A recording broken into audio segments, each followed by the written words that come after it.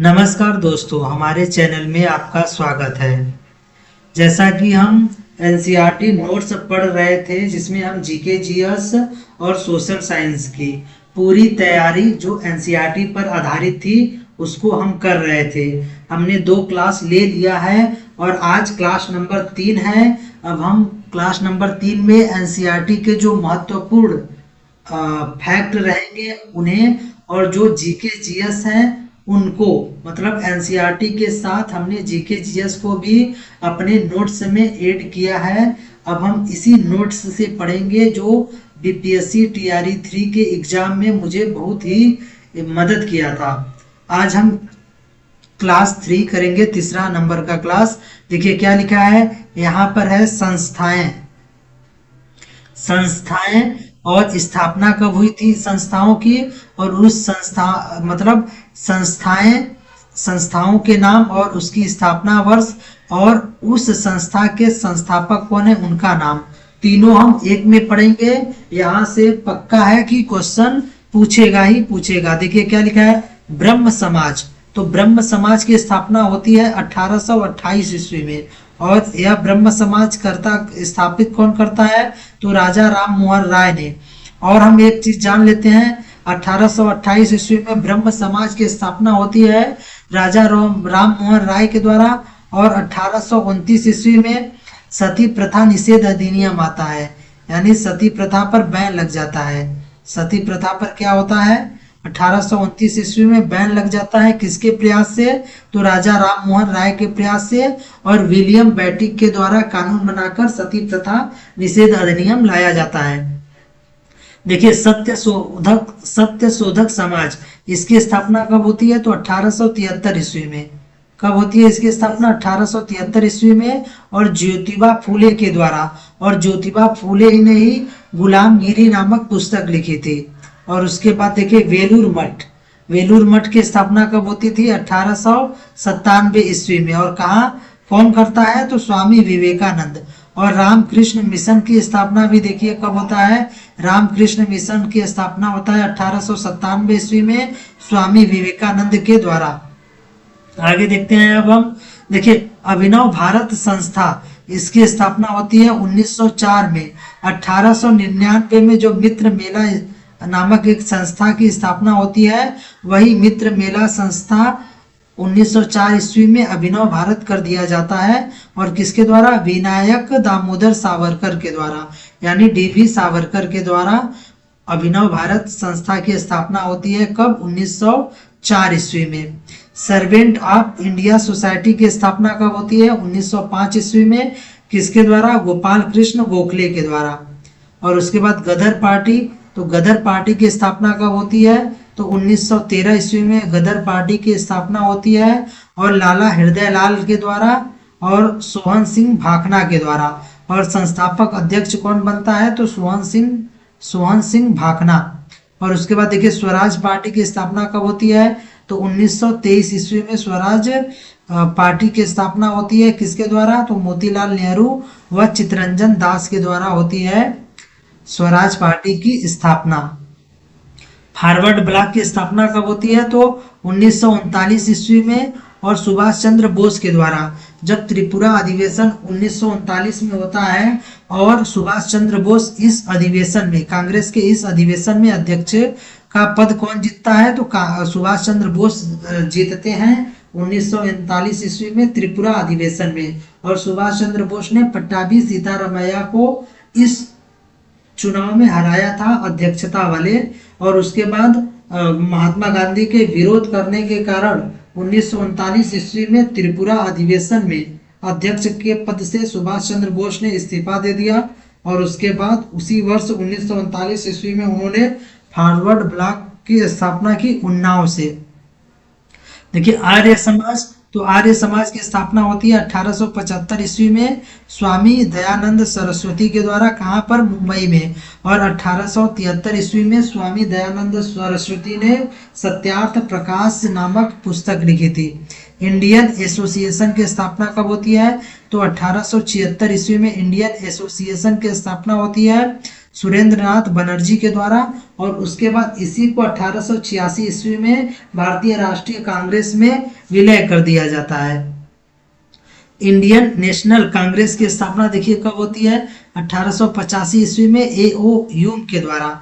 और उसके बाद प्रार्थना समाज, देखिए प्रार्थना समाज की स्थापना कब होती है, तो 1867 ईस्वी में प्रार्थना समाज की स्थापना होती है आत्माराम पांडुरंग के द्वारा। वेद समाज की स्थापना 1864 ईस्वी में किसके द्वारा, केशव चंद्र सेन के द्वारा। और उसके बाद आगे देखिए एशियाटिक सोसाइटी ऑफ इंडिया की स्थापना कब होती है, तो 1875 ईस्वी में विलियम जोन्स के द्वारा। ईस्ट इंडिया एसोसिएशन की स्थापना कब होती है, तो 1866 ईस्वी में दादा भाई नौरोजी के द्वारा। कहाँ पर, लंदन में। और उसके बाद इंडिया हाउस की स्थापना कब होती है, 1905 ईस्वी में श्याम जी कृष्ण वर्मा के द्वारा। और दादा भाई नौरोजी को the great old man of India कहते हैं। और दादा भाई नौरोजी एकमात्र ऐसे भारतीय थे जिन्होंने लंदन में जो ब्रिटिश संसद था उसमें चुनाव जीता था। कब, 1893 ईस्वी में ब्रिटिश संसद के भी सदस्य बने थे। और पूना सार्वजनिक सभा की स्थापना कब होती है, 1870 ईस्वी में किसके द्वारा, महादेव गोविंद रनाडे द्वारा। और उसके बाद आजाद हिंद फौज का गठन कब होता है, देखिए स्थापना कब होता है, यानी गठन कब किसके द्वारा होता है, तो कैप्टन मोहन सिंह के द्वारा। कहाँ पर होता है, जापान में। और आजाद हिंद फौज का पुनर्गठन कौन करता है, तो रास बिहारी बोस ने। यह जो क्वेश्चन है वह TRE 3 में पूछा गया है, TRE 3 में TGT में पूछा गया क्वेश्चन है कि आजाद हिंद फौज का पुनर्गठन किसने किया, तो पुनर्गठन किया था रास बिहारी बोस ने। और इसका गठन कौन किया था, तो कैप्टन मोहन सिंह ने। और इसका कमान कौन संभाले थे, तो सुभाष चंद्र बोस इसके कमान संभाले थे। अब आगे देखते हैं, देखिए क्या लिखा है, जिम राष्ट्रीय उद्यान, यह प्राचीन नाम जिम राष्ट्रीय उद्यान का क्या था, हिल राष्ट्रीय पार्क था। और जिम कॉर्बेट राष्ट्रीय उद्यान जो है वह कहाँ पर है, उत्तराखंड में। 1936 में इसकी स्थापना हुई थी। नया नाम है इसका रामगंगा राष्ट्रीय उद्यान। भारत का सबसे प्राचीन राष्ट्रीय उद्यान है कौन, जिम राष्ट्रीय कॉर्बेट उद्यान, यानी जिम कॉर्बेट राष्ट्रीय उद्यान। अब आगे देखते हैं, भाषा के आधार पर गठित होने वाला पहला राज्य कौन था, आंध्र प्रदेश में कब गठित हुआ था, तो 16 अक्टूबर 1953 ईस्वी में गठित हुआ था। भाषा के आधार पर गठित होने वाला पहला राज्य कौन था, आंध्र प्रदेश। अब आगे देखते हैं, देखिए वन्य जीव अधिनियम 1980 और 1986 के तहत सैकड़ों तितलियों, पतंगों, मृगों और एक ड्रैगन फ्लाई को भी संरक्षित जातियों में शामिल किया गया। और उसके बाद 1991 ईस्वी में पौधों की भी 6 जातियां पहली बार इस सूची में रखा गया। मध्य प्रदेश में स्थायी वनों के अंतर्गत सर्वाधिक क्षेत्र है, जो कि प्रदेश के कुल वन क्षेत्र का भी 75% है। यानी ये क्या, रेड डाटा बुक की बात हो रही है यहाँ पर, जो NCERT में दिया हुआ है। देखिए सरिस्का बाघ रिजर्व में राजस्थान के गांवों के लोग वन्य जीव रक्षण अधिनियम के तहत वहां से खनन कार्य बंद करवाने के लिए संघर्षरत हैं। और उसके बाद राजस्थान के अलवर जिले में 5 गांवों के लोगों ने तो 1200 हेक्टेयर वन भूमि भैरव देव डाकव सेंचुरी घोषित कर दिया। यानी राजस्थान के अलवर जिले के 5 गांव के लोगों ने 1200 हेक्टेयर भूमि को भैरव देव डाकव सेंचुरी घोषित कर दिया, यानी उन्हें संरक्षण प्रदान किया। देखिए यह इंपॉर्टेंट फैक्ट है जो कि NCERT में दिया हुआ है। और उसके बाद यहाँ से TRE 1, 2, 3 कई तीनों बार क्वेश्चन पूछा जा चुका है कि देखिए छोटा नागपुर क्षेत्र में मुंडा और संथाल जनजाति कदम और महुआ के पेड़ की पूजा करते थे। यानी छोटा नागपुर क्षेत्र में कौन, देखिए छोटा नागपुर क्षेत्र में मुंडा और संथाल जनजाति किसकी पूजा करते थे, तो महुआ के पेड़ की पूजा और कदम के पेड़ की पूजा करते थे। देखिए उड़ीसा और बिहार के जनजाति शादी के अवसर पर किसकी, आम और इमली के पेड़ की पूजा करते हैं। कब, शादी के अवसर पर किसकी पूजा, आम और इमली की, आम और इमली। आम और इमली के पेड़ की पूजा करते हैं कौन? उड़ीसा और बिहार के जनजाति। लेकिन छोटा नागपुर क्षेत्र के जनजाति, छोटा नागपुर क्षेत्र में मुंडा और संथाल जनजाति कदम्ब व महुआ के पेड़ की पूजा करते हैं। देखिए आगे क्या लिखा हुआ है, देखिए चिपको क्या लिखा है, हिमालय में देखिए क्या लिखा है, देखिए हिमालय, हिमालय में प्रसिद्ध चिपको आंदोलन उत्तराखंड में देखिए कई क्षेत्र में वन कटाई रोकने में ही कामयाब नहीं रहा, अपितु यह भी दिखाया कि स्थायी पौधों की जातियों का प्रयोग करके सामुदायिक वनीकरण अभियान को सफल बनाया जा सकता है। यानी चिपको आंदोलन कहाँ से शुरू हुआ था? तो उत्तराखंड के चमोली गांव से, और सुंदरलाल बहुगुणा ने चिपको आंदोलन में महत्वपूर्ण भूमिका निभाई थी। देखिए टिहरी में किसानों का बीज बचाओ आंदोलन और नवोदय ने दिखा दिया कि रासायनिक उर्वरकों के प्रयोग के बिना भी विविध फसल उत्पादन द्वारा आर्थिक रूप से व्यवहार्य कृषि उत्पादन संभव है। आगे देखिए भारत में संयुक्त वन प्रबंधन कार्यक्रम और औपचारिक रूप से इन कार्यक्रमों की शुरुआत 1988 ईस्वी में हुई, जब उड़ीसा राज्य ने संयुक्त वन प्रबंध का पहला प्रस्ताव पास किया। यानी भारत में संयुक्त वन प्रबंध कार्यक्रम औपचारिक रूप से कब शुरू हुआ? तो 1988 ईस्वी में शुरू हुआ, जब उड़ीसा राज्य ने संयुक्त वन प्रबंध का पहला प्रस्ताव पास किया। यह टीआरई 3 में पूछा गया है। यहाँ पर देखिए क्या लिखा है, छोटा नागपुर क्षेत्र में मुंडा और संथाल जनजाति महुआ व कदम के पेड़ों की पूजा करते थे, और उड़ीसा और बिहार के जनजाति शादी के अवसर पर आम और इमली के पेड़ की पूजा करते थे। यह दो जो इम्पोर्टेंट बिंदु है वह बिहार शिक्षक भर्ती में पूछा जा चुका है। अब हम जल संसाधन के बारे में पढ़ेंगे। यह क्लास 10 का एनसीईआरटी में दिया हुआ है, और जो महत्वपूर्ण फैक्ट है उनको हमने लिख दिया है। देखिए क्या लिखा है, ऐसी भविष्यवाणी की जाती है कि 2025 में 20 करोड़ लोगों को जल की नितांत कमी झेलेंगे। यानी 20 करोड़ लोग जल की नितांत कमी झेलेंगे। और उसके बाद सिंचित कृषि में जल का सबसे ज्यादा उपयोग होता है। यानी यहाँ से भी क्वेश्चन पूछा था कि जल का सबसे ज्यादा उपयोग किसमें होता है? तो सिंचित कृषि में। वर्तमान समय में भारत में कुल विद्युत का लगभग 22%, देखिए यह क्वेश्चन पूछा था कितना, 22% भाग जल विद्युत से प्राप्त होता है। आगे देखिए ईसा में 1 शताब्दी पहले इलाहाबाद के नजदीक श्रृंगवेरा में गंगा नदी की बाढ़ के जल को संरक्षित करने के लिए एक उत्कृष्ट जल संग्रहण तंत्र बनाया था। कहाँ पर? इलाहाबाद के नजदीक श्रृंगवेरा में। देखिए परंपरागत बांध नदियों और वर्षा जल को इकट्ठा करने के बाद में उसे खेतों की सिंचाई के लिए उपलब्ध करवाते थे। आजकल बांध सिर्फ सिंचाई के लिए नहीं बनाए जाते, अपितु उनका उद्देश्य विद्युत उत्पादन, घरेलू और औद्योगिक उपयोग, जल आपूर्ति, बाढ़ नियंत्रण, मनोरंजन, आंतरिक नौ संचालन और मछली पालन भी है। भाखड़ा नागल परियोजना कहाँ पर है? सतलज नदी पर। देखिए यह जल विद्युत उत्पादन और सिंचाई दोनों काम आती है। और आगे देखिए क्या लिखा हुआ है, हीराकुंड परियोजना कहाँ पर है? महानदी उड़ीसा में सबसे बड़ी बात है, लगभग 4.8 किलोमीटर लंबी है। यह परियोजना जल संरक्षण और बाढ़ नियंत्रण का समन्वय है। जवाहरलाल नेहरू गर्व से बांधों को आधुनिक भारत का मंदिर कहा करते थे। यह सब कहाँ लिखा हुआ है? तो यह सब लिखा हुआ है एनसीईआरटी में। हम पढ़ क्या रहे हैं? हम केवल एनसीईआरटी पढ़ रहे हैं। जो एनसीईआरटी में महत्वपूर्ण फैक्ट है उसको हमने यहाँ पर लिखा हुआ है अपने हाथ से। चिपको आंदोलन 1973 ईस्वी में टिहरी बांध बनाने के विरोध में हुई थी। देखिए पेड़ों की कटाई रोकने के लिए गौरा देवी ने इसको प्रारंभ किया था। सुंदरलाल बहुगुणा ने आंदोलन में महत्वपूर्ण भूमिका निभाई। उत्तराखंड का चिपको आंदोलन उत्तराखंड के चमोली गांव से शुरू हुआ था। देखिए नर्मदा बचाओ आंदोलन 1985 ईस्वी में सरदार सरोवर बांध के निर्माण के विरोध में। और यह नर्मदा बचाओ आंदोलन कहाँ हुआ था? मध्य प्रदेश में। चिपको आंदोलन कब शुरू हुआ था? 1973 ईस्वी में।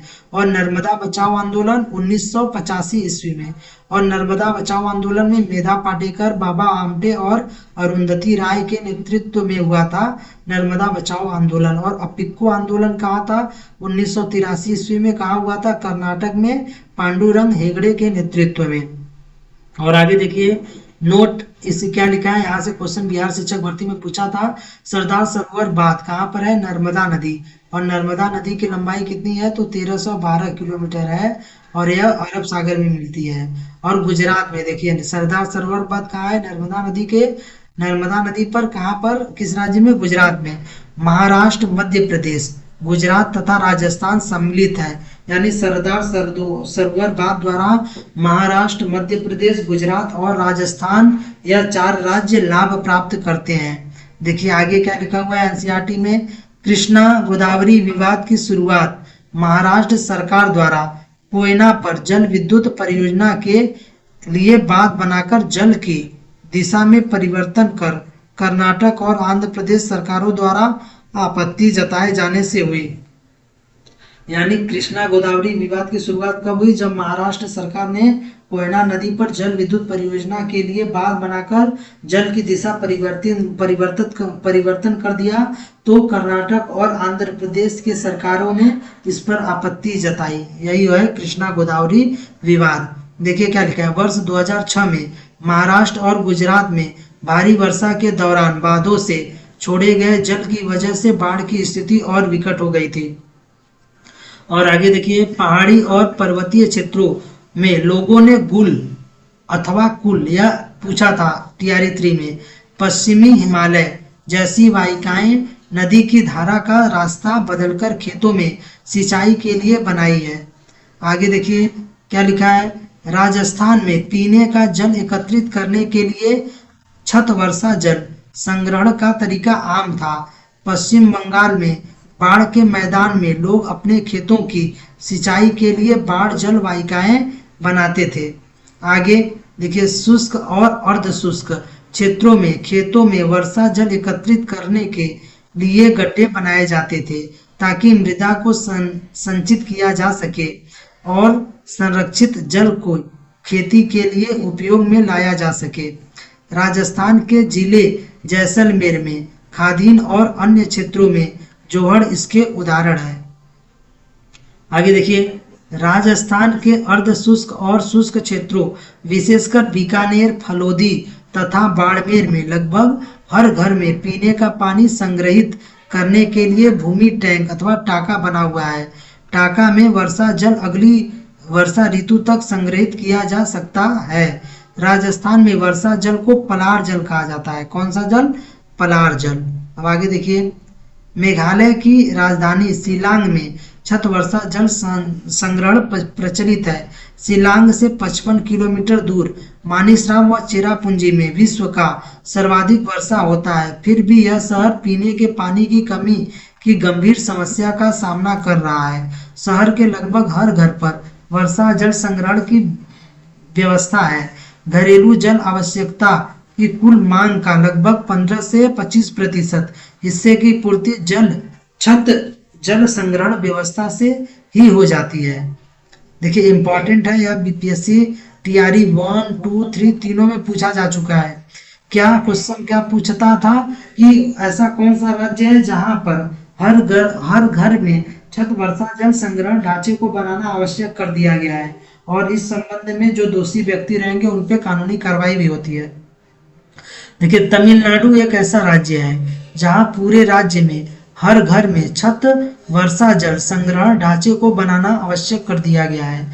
इस संबंध में दोषी व्यक्तियों पर कानूनी कार्रवाई हो सकती है। और उसके बाद बांस ड्रिप सिंचाई प्रणाली कहाँ है? मेघालय में, एनसीईआरटी में दिया है और एग्जाम में पूछा था। और ये जो तमिलनाडु वाला है हर घर पे घर के छत पर वर्षा जल संग्रहण ढांचा बनाना आवश्यक है। किस राज्य में? तमिलनाडु में। और उसके बाद देखिए बांस ड्रिप सिंचाई प्रणाली कहाँ है? तो मेघालय में। मेघालय में नदियों व झरनों के जल को बांस द्वारा बने पाइप द्वारा एकत्रित करके 200 वर्ष पुरानी विधि प्रचलित है। लगभग 18 से 20 लीटर सिंचाई पानी बांस पाइप में आ जाता है तथा उसे सैकड़ों मीटर तक दूरी तक ले जाया जाता है। अब यह चैप्टर खत्म हो गया। आज क्लास नंबर 3 था। यह भी एनसीईआरटी का जो नोट्स बनाया हुआ था उसमें से था, और यह आपको बहुत ही मदद करेगा। और क्लास नंबर 4 में लाएंगे हम धीरे धीरे, जितने भी एनसीईआरटी, आपका एनसीईआरटी का रिवीजन भी हो जाएगा। क्लास पसंद आए, आपका एनसीईआरटी रिवीजन हो रहा हो, तो हमारे चैनल को सब्सक्राइब अवश्य करिएगा। धन्यवाद।